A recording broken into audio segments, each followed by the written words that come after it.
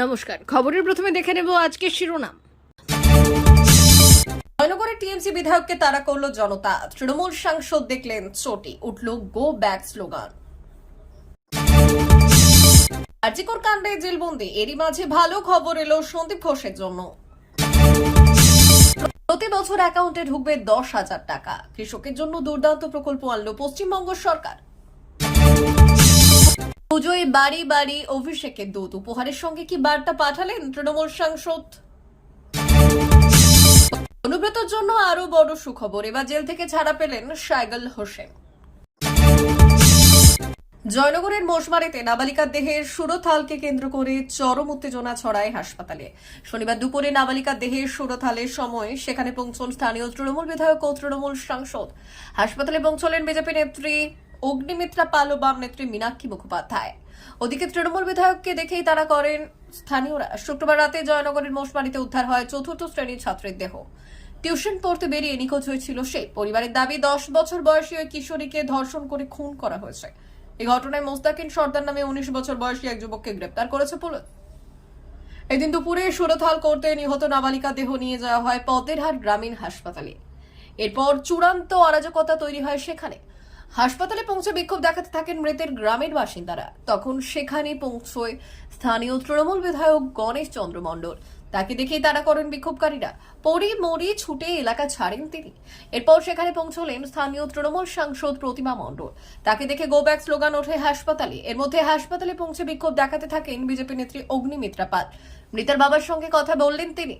হাসপাতাল চত্বরে সাংসদ প্রতিমা মণ্ডলের সঙ্গে বিবাদে জড়াতে দেখা যায় তাকে। কিছুক্ষণ পর সেখানে পৌঁছলেন বাম নেত্রী মীনাক্ষী মুখোপাধ্যায়। তিনিও নির্যাতিতার বাবা মায়ের সঙ্গে কথা বললেন। শেষ খবর পাওয়া পর্যন্ত হাসপাতালে চরম উত্তেজনা রয়েছে। বিক্ষোভ দেখাচ্ছে বাম ও বিজেপি। পুলিশের ওপর সম্পূর্ণ অনাস্থা প্রকাশ করেছেন প্রাক্তন বিধায়ক কান্তি গঙ্গোপাধ্যায়। অগ্নিমিত্রা পাল বললেন, বাবার সঙ্গে কথা হয়েছে, ওনাকে দেহ সংরক্ষণ করতে বলেছি, দেহ সংরক্ষণ করতে তিনি রাজি হয়েছেন। আরেকটা আরজিকর হতে দেব না এখানে। আরজিকরের প্রাক্তন অধ্যক্ষ সন্দীপ ঘোষের ঠিকানা এখন প্রেসিডেন্সি জেল। ধর্ষণ হত্যাকাণ্ড এবং আরজিকরের আর্থিক দুর্নীতি, দুই মামলাতেই তাকে গ্রেপ্তার করেছে সিবিআই। জেলের 4 দেওয়ালের মধ্যেই এবারের পুজোটা কাটাতে হবে সন্দীপকে। এবার তার জন্যই এলো সুখবর। মটন বিরিয়ানি, চিকেন, বাসন্তী পোলাও, চিংড়ি, পায়েস, পুজোর কয়েকটা দিন এমনই নানান পদ দেওয়া হবে সংশোধনাগারের বন্দীদের। জেলের ভেতরেই রান্না হবে বলে খবর। উল্লেখ্য, আরজিকর কাণ্ডে ধৃত সন্দীপ ঘোষ থেকে শুরু করে নিয়োগ দুর্নীতিতে গ্রেপ্তার পার্থ চট্টোপাধ্যায়, রেশন দুর্নীতি কাণ্ডে গ্রেপ্তার জ্যোতিপ্রিয় মল্লিক, সকলেই বর্তমানে জেলবন্দী। হাই প্রোফাইলে প্রত্যেক বন্দী বর্তমানে প্রেসিডেন্সি জেলে রয়েছেন। কারা দপ্তরে এক আধিকারিক বললেন, ষষ্ঠী থেকে দশমী অবধি মাছের মাথা দিয়ে পুঁইশাক, লুচি, ছোলার ডাল, মাছের মাথা দিয়ে ডাল, আলু পটল চিংড়ি, মুরগির মাংস, বাসন্তী পোলাও, মটন বিরিয়ানি, পায়েসের মতো একাধিক সুস্বাদু সব পদ তুলে দেওয়া হবে বন্দীদের পাতে। তবে শুধু আমিষই নয়, নিরামিষ খাবারের বন্দোবস্তও করা হবে।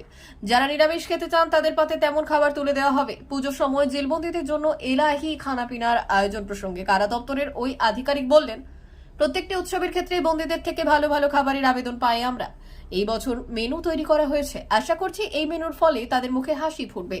আমি ব্যক্তিগতভাবে মনে করি বন্দীদের সংশোধনের ক্ষেত্রে এটা ভীষণ ইতিবাচক একটা পদক্ষেপ। একই সঙ্গে তিনি বললেন, জেলের 4 দেওয়ালের ভেতর বন্দীদের রোজকার জীবনে তারা কিছুটা বদল আনতে চান। দৈনন্দিন জীবনের একঘেয়েমি থেকে তাদের মুক্তি দিতে চাই।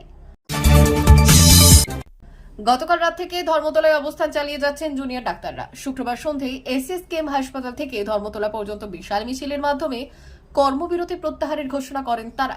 জুনিয়র ডাক্তাররা তাদের 10 দফা দাবির বিষয়ে সরকারকে 24 ঘন্টা সময়সীমা বেঁধে দেন এবং হুঁশিয়ারি দিলেন, যদি সরকার এই সময়ের মধ্যে তাদের দাবি না মেনে নেয় তবে তারা আমরণ অনশনের পথ বেছে নেবেন।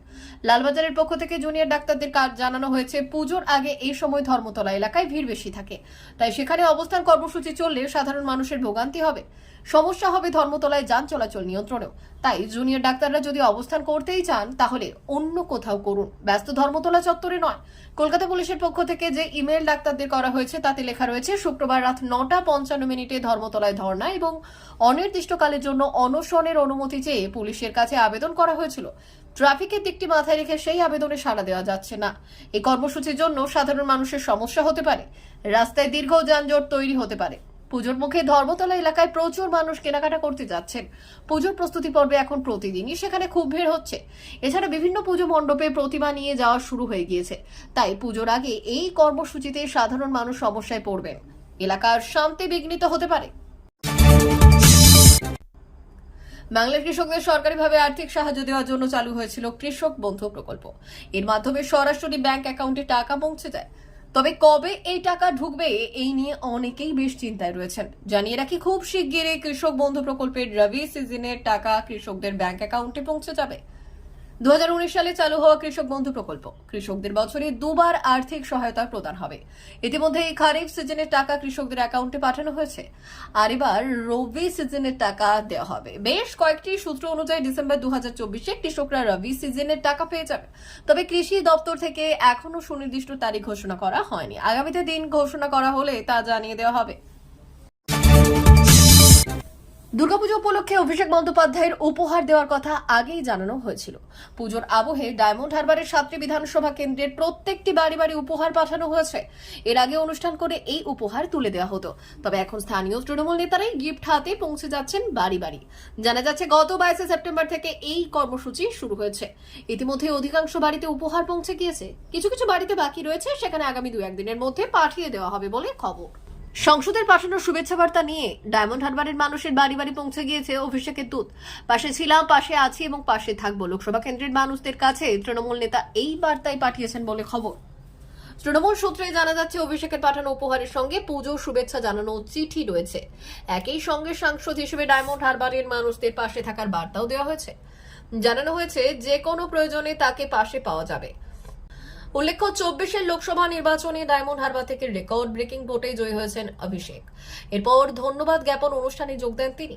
গত আগস্ট মাসে ডায়মন্ড হারবার সংসদীয় এলাকা নিয়ে অভিষেক যে প্রশাসনিক বৈঠক করেছিলেন, সেখানেই জনসাধারণের বাড়ি বাড়ি উপহার পাঠানোর নির্দেশ দেন বলে খবর। সেই নির্দেশ মতো পুজোর আগেই সবার বাড়ি বাড়ি পৌঁছে গেল উপহার। সম্প্রতি জেল থেকে ছাড়া পেয়েছেন অনুব্রত মণ্ডল। ধীরে ধীরে সক্রিয় রাজনীতিতে ফিরে আসার চেষ্টা করছেন তিনি। আর এই পরিস্থিতিতে এবার একসময় গ্রেপ্তার হওয়া তার প্রাক্তন দেহরক্ষীও জামিন পেয়ে গেলেন, যা বর্তমান সময় কেষ্ট মণ্ডলের কাছে অত্যন্ত খুশির খবর বলেই মনে করছেন একাংশ। প্রসঙ্গত, একসময় কেন্দ্রীয় তদন্তকারী সংস্থার পক্ষ থেকে গ্রেপ্তার করা হয়েছিল অনুব্রত মণ্ডলের দেহরক্ষী শায়গুল হোসেনকে। অবশেষে আজ তাকে জামিন দেয় দিল্লি হাইকোর্ট। জানা গিয়েছে, প্রায় 5 লক্ষ টাকার ব্যক্তিগত বন্ডে জামিন পেয়েছেন অনুব্রত মণ্ডলের প্রাক্তন দেহরক্ষী। স্বাভাবিকভাবেই পুজোর মুখে শায়গুল হোসেনের এই জামিন নিয়ে কেষ্ট মণ্ডল কিছু বলেন কিনা সেদিকেই নজর থাকবে সকলের। প্রিয় দর্শক, আমাদের চ্যানেলের নিয়মিত ভিডিও পেতে চ্যানেলটি সাবস্ক্রাইব করুন। ধন্যবাদ।